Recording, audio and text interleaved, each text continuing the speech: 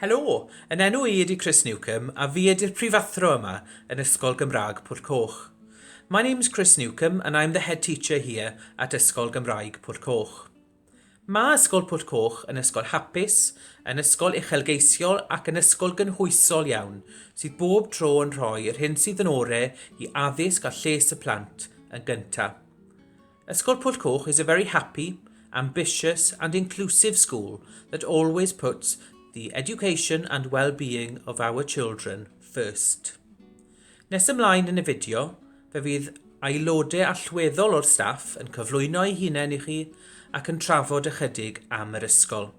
Later on in the video, key members of staff will introduce themselves and will talk a little about our school. Cofiwch fe allwch ddarganfod llawer o wybodaeth am Ysgol Pwll Coch ar un gwefan www.ygpc.cymru a hefyd fe allwch I lawrlwytho ein prospectus. You can also find a lot of information about our school on our website www.ygpc.cymru and you can also download a copy of our prospectus. Wel, gobeithio fyddwch chi'n ffindio'r fideo yma yn ddefnyddiol a byddwch yn siŵr fe fyddwn ni fel ysgol yn gwneud popeth o fewn ein gallu I wneud yn siŵr fod y cyfnod nesaf yma mor hawdd a phosib I chi fel teulu. I hope that you find this video useful and please be assured that as a school we will do everything that we can to make this next period as easy as possible for you as a family. Felly am y tro, edrychai mlaen I weld chi cyn bo hir a dymuniadau gorau I chi. For the time being, I look forward to seeing you very soon and wish you well. Diolch yn fawr.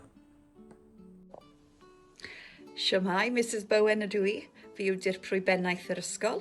Edrychai mlaen at eich cyfarfod chi gyd a'ch croesawu chi I Bwll Coch pan ddaw'r amser I ni gael mynd yn ôl. Hwyl fawr. Mrs Afji ydw I, cyfarwyddwr cynhwysion tar lles. Edrychaf ymlaen at gwrdd â'ch plentyn ac I groesawu eich teulu I gymuned Ysgol Pwll Coch. Helo, plant a rhieni newydd Ysgol Pwll Coch. Fy enw I yw Mrs Megan Jones. Dwi'n gyfarwyddwr yr ysgol isaf ac yn athrawes o fewn yr adran. Ar hyn o bryd dwi ar gyfnod mamolaeth, ond dwi hefyd yn riant I ferch fach sydd yn y Meithrin ar hyn o bryd ac yn symud y derbyn ym mis Medi. Dwi'n edrych mlaen I gwrdd â chi pan fyddaf yn dychwelyd blwyddyn nesaf a dwi'n gwybod byddwch chi wrth eich bodd yn yr ysgol. Hello, new children and parents of Pwll Coch. My name is Mrs Megan Jones. I'm the director of Lower School and I'm also a teacher within that unit. I'm currently on maternity leave, but I'm also a mother to a little girl who's currently in the nursery and will be starting in reception in September. I'm looking forward to meeting you all and I know you'll enjoy your time at Pwll Coch. Diolch, hwyl fawr, bye-bye. Helo, Mrs Pierce ydw I. Fi yw cyfarwyddwr yr ysgol isaf dros dro yn absenoldeb mamolaeth Mrs Jones. Rwy'n dysgu blwyddyn 2 ac yn edrych ymlaen yn fawr iawn i'ch croesawu i'r dosbarth derbyn yn mis Medi. I'm Mrs Pierce. I am the temporary director of Lower School in the absence of Mrs Jones due to maternity leave. I am also a Year 2 teacher and I am very much looking forward to meeting you and welcoming you to the dosbarth derbyn in September. Helo, fe enw I yw Mr Williams a fi yw cyfarwyddwr dysgu ac addysgu yr ysgol uchaf. Hoffwn I groesawu chi gyd I gymuned a teulu Pwll Coch a edrych ymlaen yn fawr iawn I weld chi yn mis Medi. Hello, my name is Mr Williams and I'm the Director of Teaching and Learning in the upper school. I'd like to welcome you all to the school community and the school family and I'm very much looking forward to seeing you next year. I like my teacher and my friends.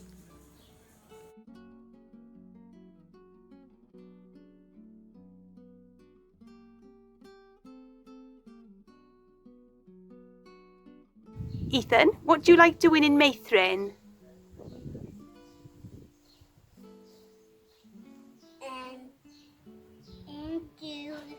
I like singing and painting. Is Meithrin fun? Yeah. Helo, Mrs Williams ydw I, a dwi yn athrawes rhan amser yn y Meithrin yn ysgol Pwyll Coch. Dwi'n dysgu na dydd Llun a dydd Mawrth ac mae Mrs Tracy Rees yn dysgu yno ar ddydd Merched, dydd Iau a dydd Gwynedd. Felly croeso i bawb. I rhai ohonoch chi sydd ddim wedi ymweld ar Meithrin, mae ganddon ni ardal eang iawn.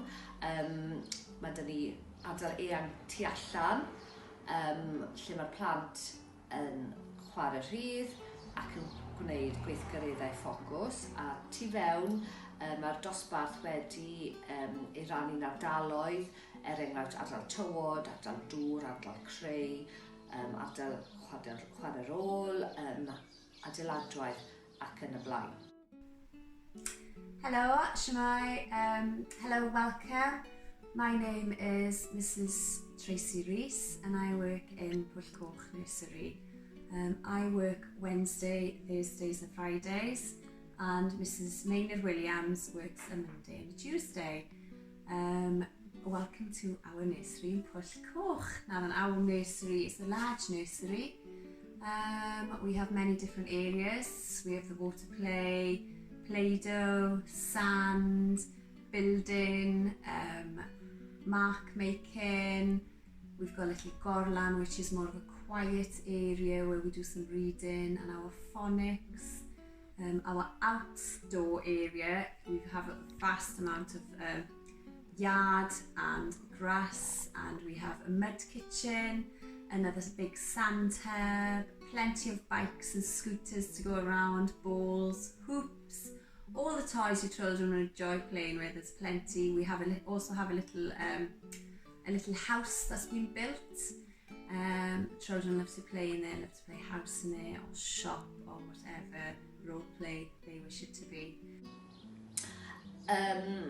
Mae cymreicdod yn bwysig iawn i ni yn y Meithrin, felly pan maen nhw yn dechrau yn y Meithrin, rydyn ni yn siarad Cymraeg drwy'r amser gyda'r plant.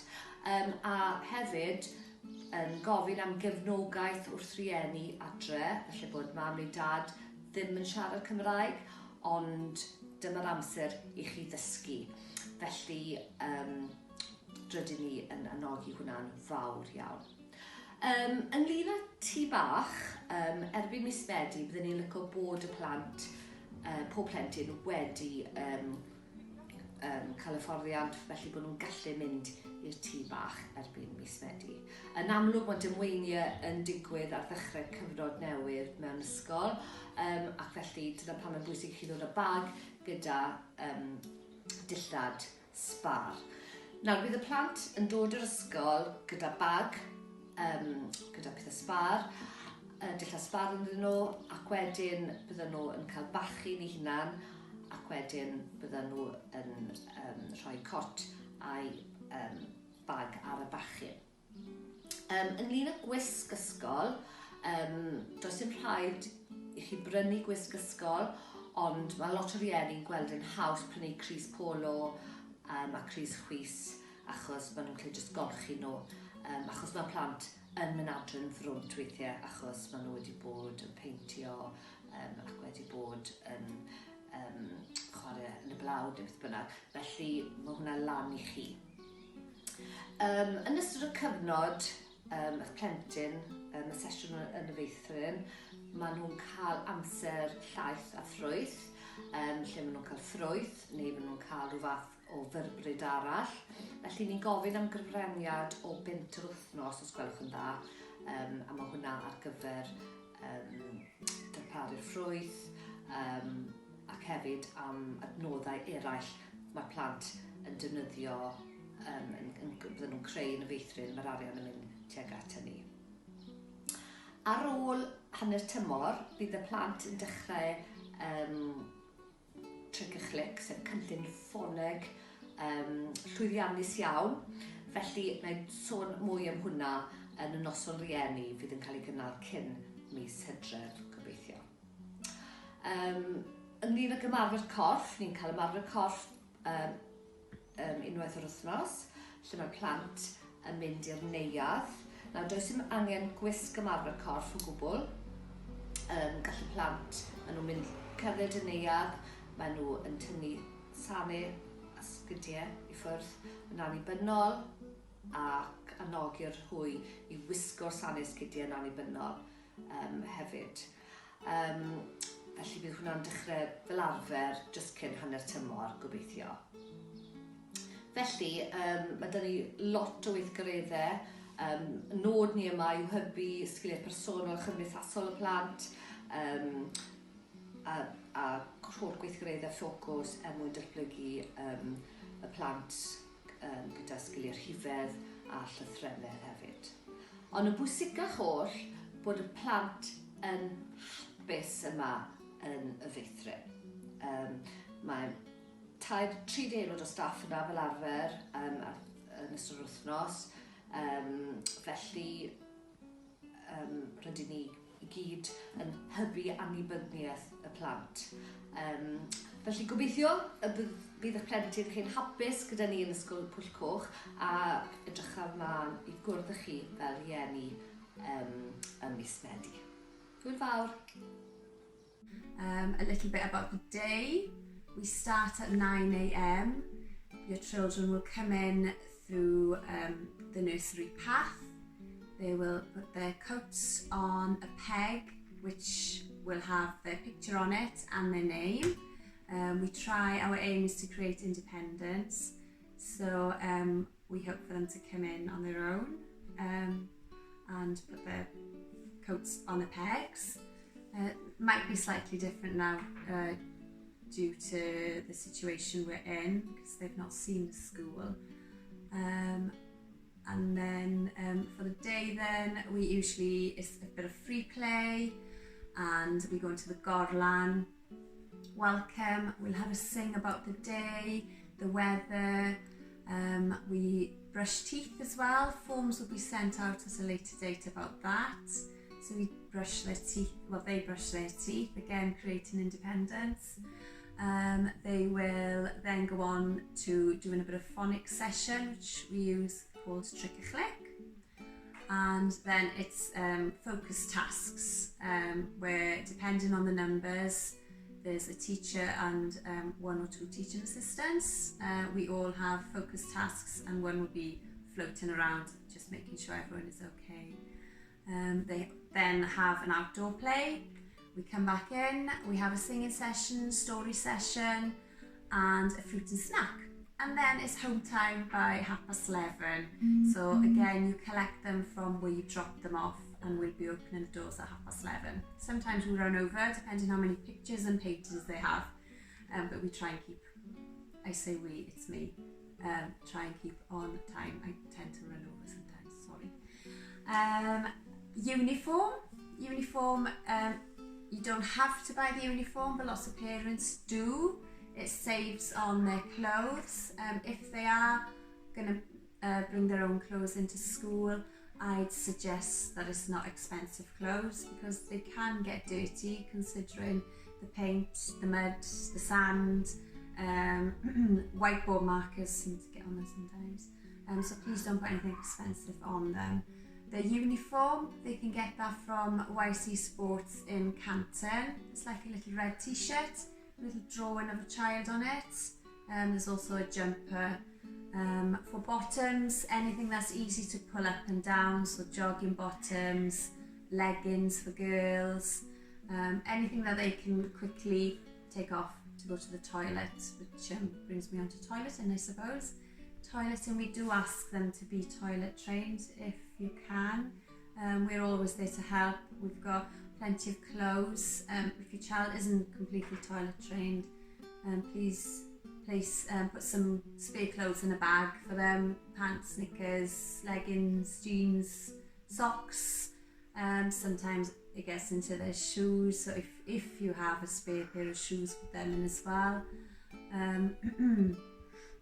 And yeah, that's about that. Snacks, we have snacks every day. We ask for £1 a week for snacks. The £1 goes towards the snacks that they will receive each day. It's usually fruit and veg. Sometimes we have crackers, breadsticks, toast. So the pound goes towards all the snacks they will receive every day. It also goes towards the activities that we do. We do a lot of cooking, like cowl, sandwiches. They'll be making their own toast and with honey or something on it. Butter then. We do fruit kebabs. We do a lot of sensory things with the fruit and vegetables as well. Also various activities like we make our own Play-Doh, so we need to buy the salt and everything that goes towards that.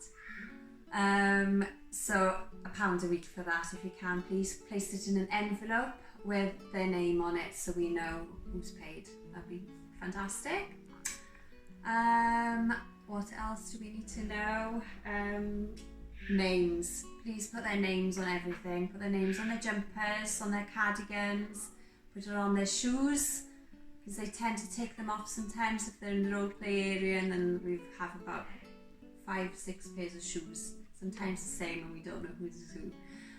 They usually do, but if you can put their names on everything, and their coats, put their name on their coats as well, it creates independence. Our aim for nursery is creating independence. So if they can see their name, if they can learn their name, then that's a step easier for everybody then, and including themselves. We also want them to just be happy, and our aim is just for them to be happy children, happy to come into a different environment, because possibly some children haven't been anywhere else before. We just want them to be happy and comfortable coming into school. We're always there for a cuddle, and we enjoy having them there. We're missing the ones that we have at the moment. If you can make sure they hear plenty of Welsh as well, like Tricachgaelic, you can use them, you can start using them. Q is your aim to go for now. There's plenty of apps with Q, listening to Q on S4C with videos, and yeah, if you have any books and you feel comfortable reading Welsh books to them, please carry on doing that. Just make sure they hear plenty of the Welsh language. After half term, we'll be showing you more what we do throughout the day. We'll also be showing you the packs that we send home after half term. We send home little reading packs, and they get to choose either a game or a book. It's up to them what they choose, and then it's up to you to play with them at home, and we ask you to bring it back then after the weekend. And that's about it for now. I can't think of anything else. Hopefully I've covered everything that you wish to know. If not, please message the school and we will reply to you. I'm sure you have a lot of questions. And that's it. I'm Mrs. Rees, and I can't wait to meet your little children. Hwyl fawr.